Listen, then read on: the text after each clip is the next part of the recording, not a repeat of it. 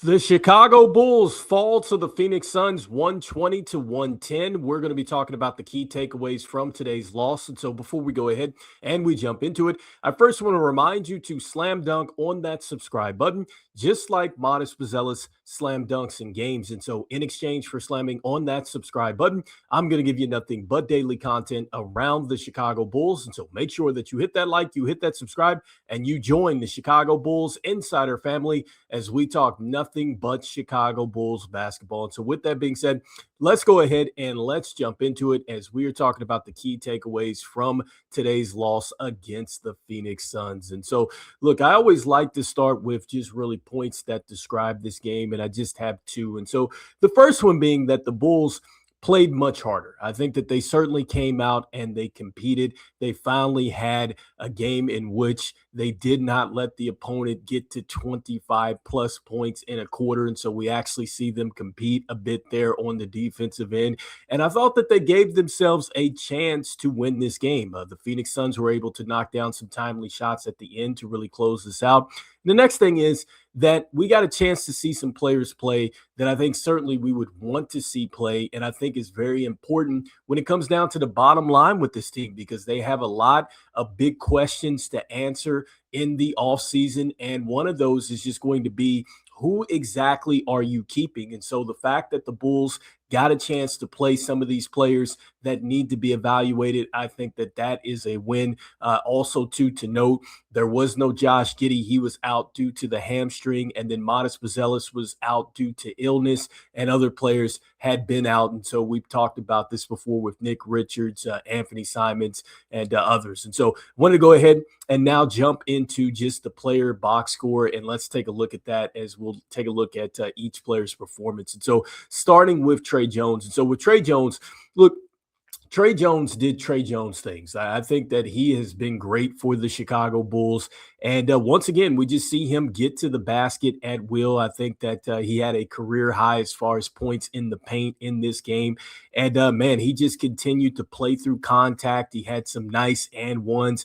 I loved his hustle and effort. One of the plays, I think it was in the third quarter, where he got 2 steals on one play, ended up being, a missed shot, but still the effort and the energy was there from Tre Jones, just making winning plays out there. And so 29 points, a -1 in the plus minus box score. He had the 2 steals, the 6 assists, the 3 rebounds. He was 4-4 from the free throw line, 1 of 4 from deep, 12 of 20 in 31 minutes. Next up, Colin Sexton. And so same thing like Tre Jones. We continue to talk about the same things with him. He is just a bucket, and that's exactly what he was today. I mean, he was taking the 3-point shots. He was knocking a couple of those down. He was getting to the basket. He was continuing to try to just draw contact. And so you just love the energy and the effort that you would get here from Colin Sexton on a game-to-game basis. That continues. And so 18 points, a -10.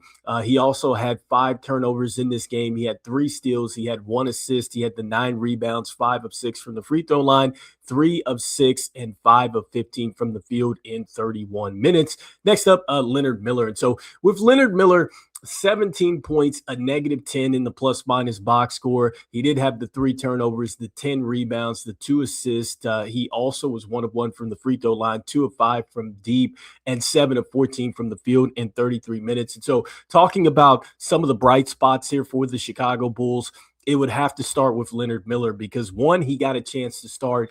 2, you got a chance to see him get out in transition, get some dunks. I thought that he ran hard throughout this game. He did have 1 bad turnover in this game, and he also had a blown layup towards the end that could have helped the Bulls get a little bit closer when they were trying to finish out the game. But other than that, look, I like to see Leonard Miller taking these 3-point shots. I like to see him out there with the effort, the energy that he gives you. Love the fact that he got to the double-double. I've said this before with him. If he's not scoring, he's getting boards. And so Leonard Miller, I think, had a great performance in this game, in my opinion. Next up, Issac Okoro. And so Issac Okoro, 10 points, a -3 in the plus minus box score. He had the 5 assists in this one. He had 1 block. He had 2 steals as well. He was 0 of 5 from deep and 5 of 10 from the field in 36 minutes. And so what I liked from Issac Okoro is yet again, he draws another charge. I believe that's 14 on the year. So he leads the Chicago Bulls there. He almost got another charge. It was called a block.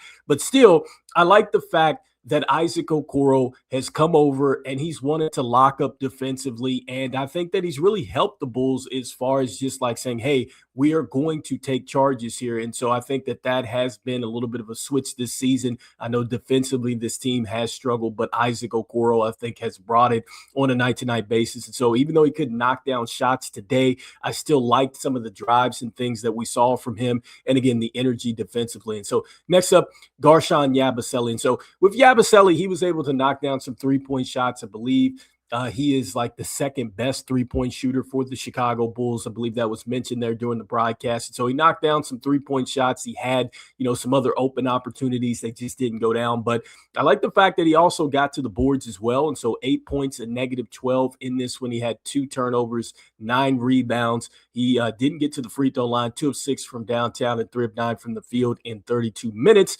Next, looking at the bench here. And so with Patrick Williams, look, I'll give him some credit because one, he had a strong move, much like he did against the New York Knicks, against Jalen Brunson. And two, I like the other play that he had that led to an and one. It was a nice McClung drive, and it was a handoff to him, and he was able to finish through contact. So I'll give him that.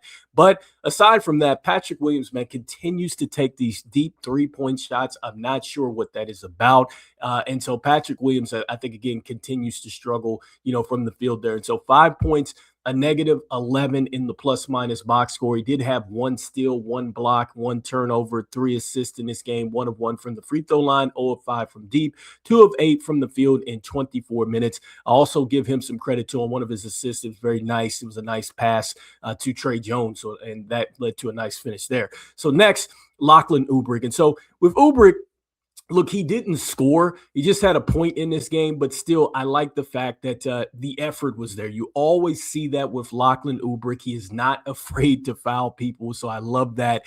And you just see him out there just giving you max effort. So 1 point, a +2 in the plus-minus box score to 3 personal fouls. He had the 5 rebounds, the 3 assists, the 1 of 2 from the free throw line, 0 of 1 from the field in 16 minutes. Would like to see him get some more minutes, especially with no Nick Richards, no Zach Collins. Like, I think that you need to go ahead, give him a chance to play and see what you have with him. Next, McClung. And so McClung, 9 points in this game. I really think that he could have had double figures because he certainly left some of those free throws at the line. And so 5 of 7. And so if he would have made, another one of those, he would be in double figures. And I just like the fact that, look, he certainly competed out there. He was going at Dylan Brooks. I like the energy that he was giving us. I like the drives that he was giving us as well. Like, he had a nice little reverse that I think led to the foul or free throw attempt as well. And so, I just liked what I saw from McClung in the limited minutes that he played. And so 9 points, he did shoot 2 of 4 from the field, 0 of 2 from deep, 5 of 7 from the free throw line, 1 assist, 1 steal. He did draw a flagrant foul there on a 3-point attempt where he was not able to land. Again, he missed a free throw there, but he made 2. And so would have been in double figures. And so a solid performance there for McClung. Next, Rob Dillingham. And so for Rob Dillingham, look, I like the drives that I saw from Rob Dillingham. I think that he did a good job as far as getting to the basket. He had a very nice finish. I think in the first half that was very nice off the glass and everything else. But, he did knock down a 3-point shot in this game. I think that he still needs to slow down a little bit with the passing and stuff like that. But 10 points, a -4 in the plus-minus box score, 2 assists, 4 rebounds as well. Did have 2 turnovers. He was 4 of 8 from the field, 1 of 4 from deep in 20 minutes. And so you do like to see the fact that he played 20 minutes. Next up, Yuki Magic. And so with Yuki, look, I think he continues to give this team energy when he comes in. I thought that he competed as well.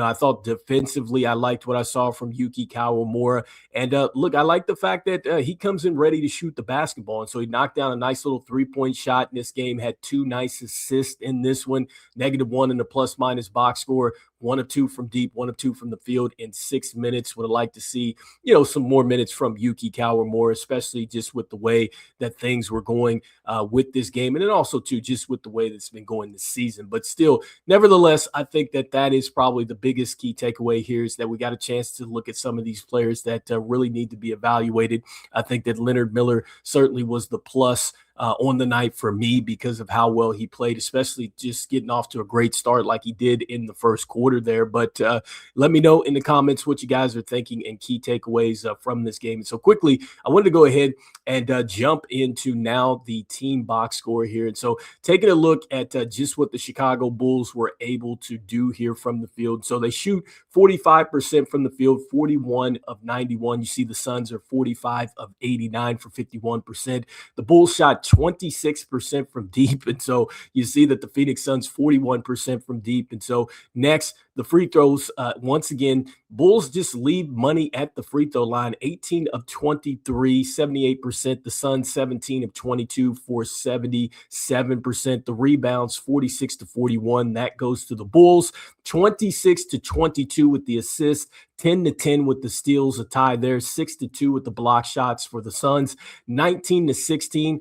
The Bulls lead in the turnovers, 24 points off the turnovers. That has been an issue for the Bulls all season long. The Suns only give up 15 points off of their turnovers. Did like the fast breaks for the Bulls, though, 28 to 6. I think that this is something that really we saw early in the season for the Chicago Bulls. Haven't really saw that, obviously, with the personnel change and everything else. It's just the way that this season has really slipped away for the Bulls. It has been tough to see that. 62 to 52. Bulls lead with the points in the paint. You see 23 to 22 with the fouls here. Largest lead for the Suns was 13. The Bulls did have a 7-point lead at one point in this game. And so anyway, look, the effort, the energy was there. The Bulls competed. It just wasn't enough as the Suns just had a little bit too much at the end for the Bulls. But like I said before, I think that we got a chance to see some of these players play. And the Bulls certainly have big questions going into the offseason because, again, we continue to keep talking about the rumblings around the front office, around Billy Donovan, and then also, too, just what is this team going to do with the roster? They have a very important decision coming up, obviously, with the NBA draft. Are they going to get another pick? We're closely watching what the Portland Trailblazers are going to do. The Bulls have tons of second-round picks, and then we've talked about Tre Jones and then Jalen Smith. Maybe the Bulls looking to acquire some additional assets. I mean, we will find out all of this, but make no mistake about it, as this season winds down, big questions around the Chicago Bulls. And so anyway, you guys let me know in the comments here, what was your biggest takeaway from this game? We'll be talking some more as the Bulls head down to this last week of the season. And then we are going to get heavy into the offseason. And again, we'll be talking about a lot of different things here. And so anyway, as we always say, look, go Bulls. And I will see you guys on the next one. All right, peace.